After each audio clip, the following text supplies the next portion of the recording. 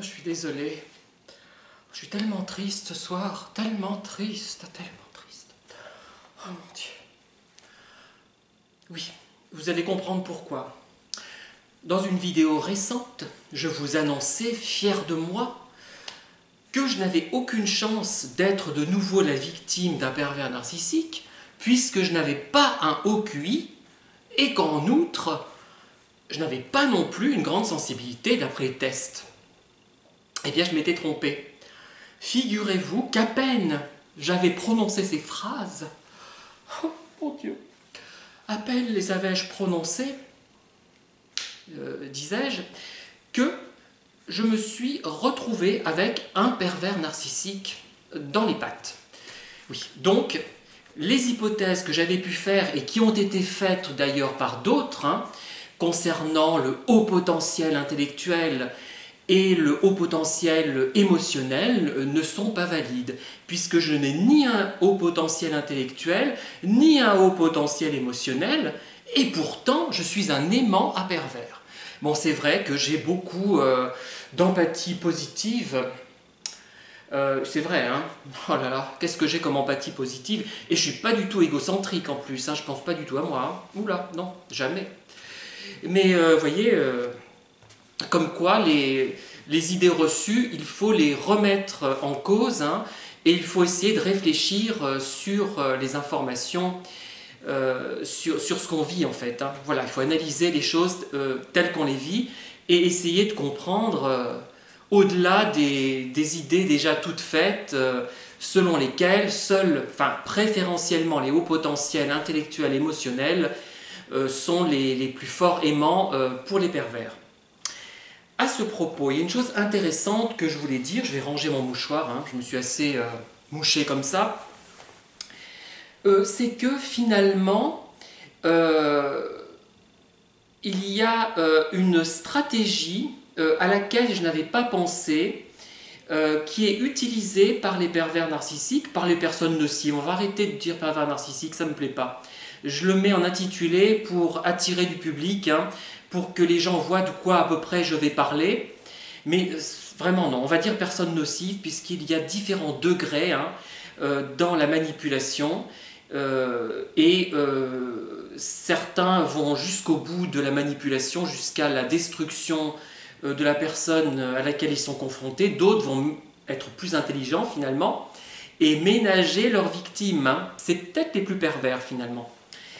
Et donc, j'ai pensé ce soir, d'ailleurs, j'y pensais depuis pas mal de temps, que vous savez que parfois, sur le net, vous recevez des messages dans votre boîte mail, par exemple, très désagréables, très insultants, ou à l'issue de vos vidéos, et vous recevez aussi des messages très agréables.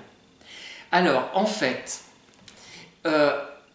j'ai fait l'hypothèse suivante.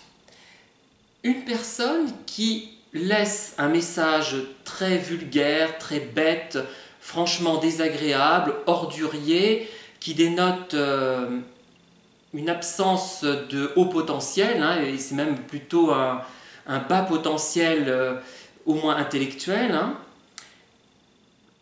ces personnes peuvent être aussi dans une autre situation, c'est-à-dire qu'elles peuvent très bien laisser aux mêmes personnes ou à d'autres personnes des messages très agréables. Elles peuvent se dédoubler.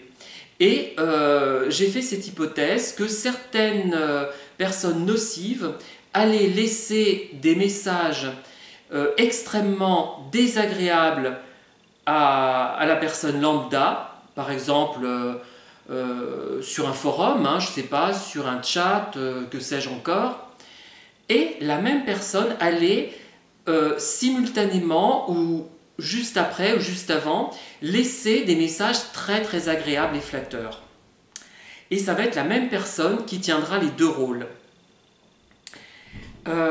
Alors cette personne peut aussi laisser un message très désagréable sur un chat et laisser sur un autre chat tout à fait différent des messages très positifs, très constructifs.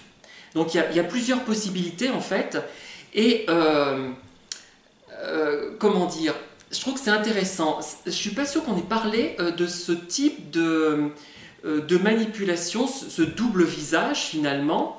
Alors l'hypothèse qu'on peut poser, c'est que la personne est profondément hypocrite dans les deux cas, puisque généralement les messages façon troll manquent d'authenticité, puisqu'elles ne correspondent pas à la réalité de ce qui est critiqué.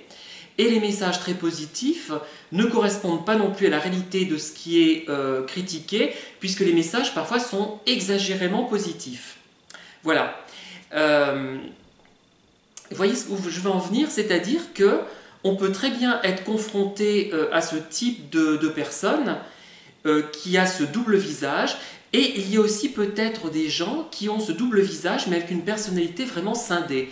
Est-ce que c'est possible? Moi je n'y crois pas. C'est-à-dire que la personne nocive, négative, ignorerait celle qui est constructive. Je n'y crois pas. Mais je pense que beaucoup d'entre nous, sans le savoir, nous sommes confrontés à ce type de situation. Et je suis persuadé qu'il y a des personnes qui sur des forums sur lesquels vous êtes, vous intervenez, des chats, ça peut être du cinéma, ça peut être de la chanson, de la musique, tout ce qu'on peut imaginer, il y a la même personne qui va vous laisser, qui va vous répondre très positivement, de façon très constructive, et la même personne donc qui va vous répondre de façon complètement désagréable et stupide et vulgaire. Voilà. Et je trouve que c'est une idée à creuser. En tout cas, j'utiliserai peut-être dans un livre, je ne sais pas encore, mais ça m'intéresse beaucoup. C'est une idée assez banale finalement, le côté Janus, hein, c'est peut-être ça. Mais est-ce que ça a été suffisamment creusé? Est-ce qu'il y a des gens qui sont assez malveillants, mal intentionnés, tordus, je dirais, pour aller jusque-là? Je ne sais pas. Mais je pense que oui. En tout cas, je suis consterné, j'en reviens à ma problématique de départ. Hein. Moi, je pensais, du fait de mon intelligence moyenne, de ma sensibilité moyenne, très moyenne même dans les deux cas, hein, je n'ai jamais réussi à raisonner sur quoi que ce soit. Je ne raisonne pas, je suis uniquement dans un autre mode de fonctionnement. Je n'ai pas de pensée, c'est vrai, moi je trouve que je n'ai pas de pensée. Je n'arrive pas à raisonner sur des données où il n'y a pas de chair, de matière. Hein. Voilà. Et non, eh bien non, j'ai autre chose, une qualité exceptionnelle. C'est peut-être, je sais pas moi, c'est peut-être, je sais pas, la façon dont je m'habille qui dénote une classe incroyable. C'est peut-être mon intonation efféminée et bourgeoise qui attire les pervers. Ils doivent aimer ce genre de personnes qui s'écoutent parler un petit peu, qui sont un petit peu précieux. Ça doit être ça. Mes lunettes, peut-être. Une dernière création. Je ne sais pas. D'ailleurs, il faut que je les change parce qu'elles ne me vont plus du tout. Hein. Voilà, donc... aidez-moi, aidez-moi. Je suis dans une détresse. Oh mon Dieu.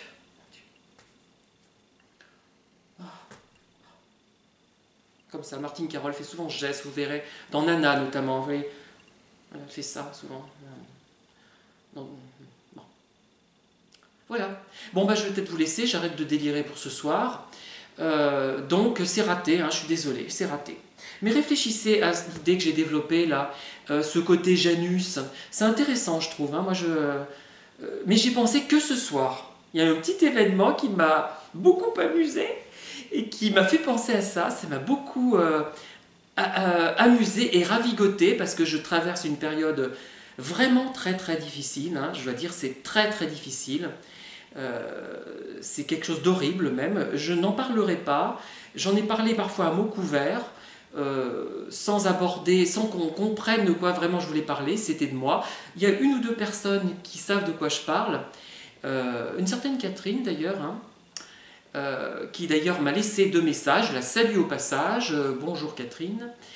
Et bonjour à tous, bonsoir à tous plutôt. Et merci quand même pour votre soutien, pour vos remarques, en espérant quand même que vous ne vous faites pas à la fois des remarques positives à l'issue de mes vidéos et des remarques négatives ailleurs. Ça pourrait exister, hein.